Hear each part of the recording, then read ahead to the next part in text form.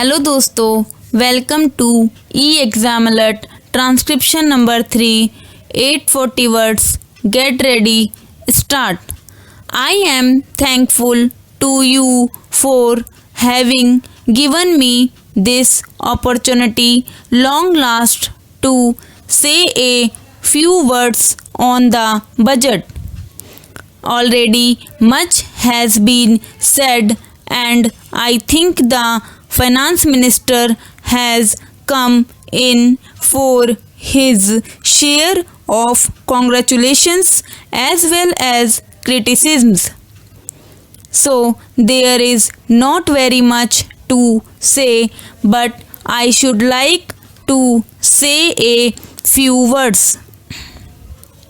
The increased development expenditure and the absence of any new taxation has earned for the budget a good response even from the businessmen.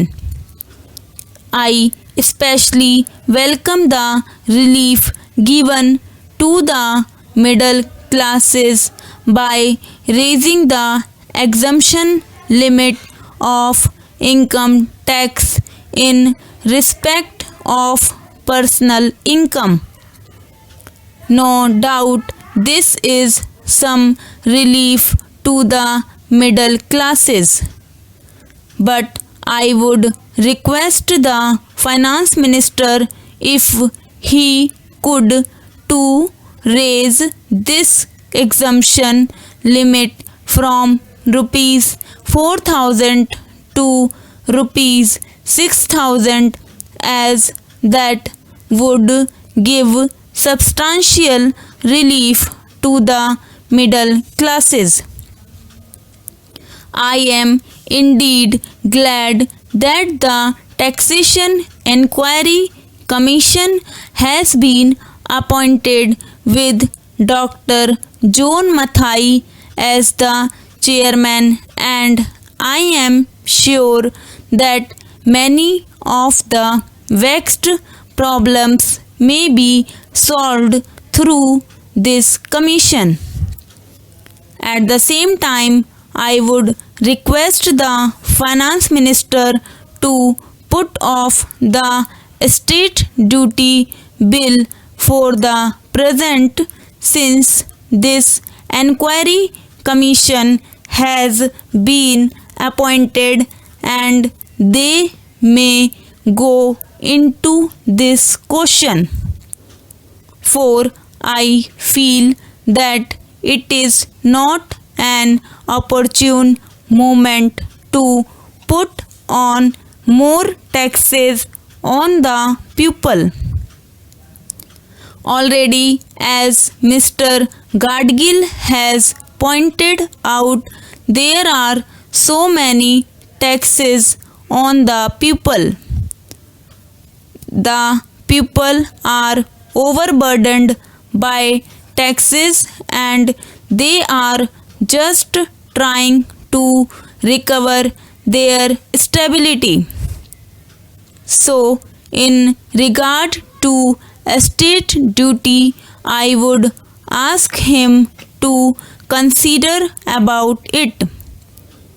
My reason for asking it to be postponed is, as I have said, that the people are still facing economic distress, and then our government is not able to offer the amenities which other countries have, where the estate duty exists, such as free compulsory education for children, free medical aid, homes for the poor and the destitute, old age pension, etc. So my humble suggestion is that this point may be considered by the Taxation Enquiry Commission. I agree that there is a brighter side of the picture and that instead of continually harping on our poverty, we should also see the bright side. We are making encouraging progress towards laying the welfare state. With the cooperation of all the implements of the 5-year plan, I am sure, sir, that we should be able to lay the foundations and fulfill the dreams of India. It is indeed encouraging to know from the finance minister that there is a tendency of lowering food prices all over the world, and in that case the prices in our country too would be lowered. Regarding defense, for obvious security pensions, I do not agree with my friends who say that the expenditure should be curtailed. It is not advisable to take any undue risks and slacken the defense arrangements. Indeed, defense is one of our valuable assets, although strange to say there seems to be adverse opinion in some quarters. I agree with what General Kariyappa once said, that God and army are remembered only when there is trouble.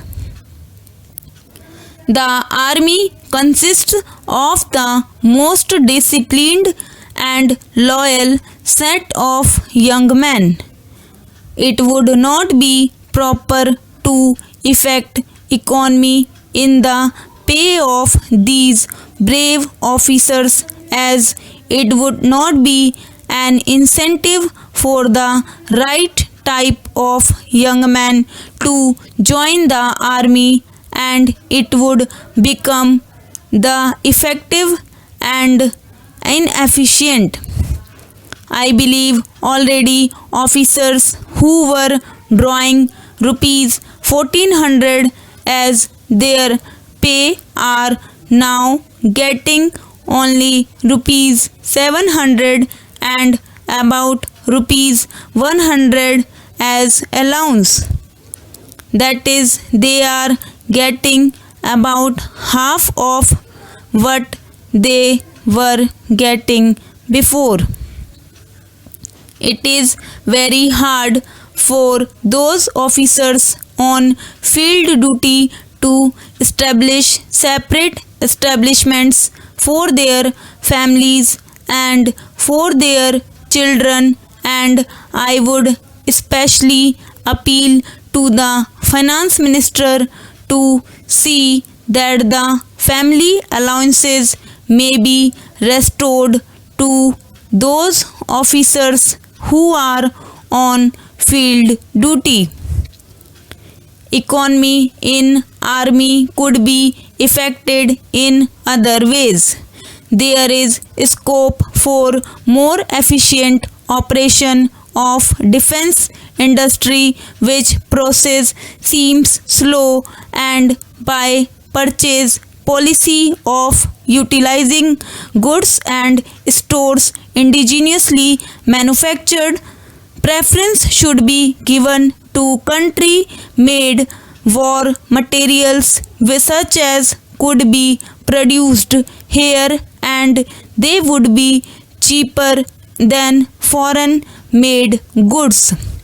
I may also suggest that the armed forces who are not on field service or under any operational commitments could be utilized for giving military training to the youths in schools and colleges, which would teach discipline and loyalty.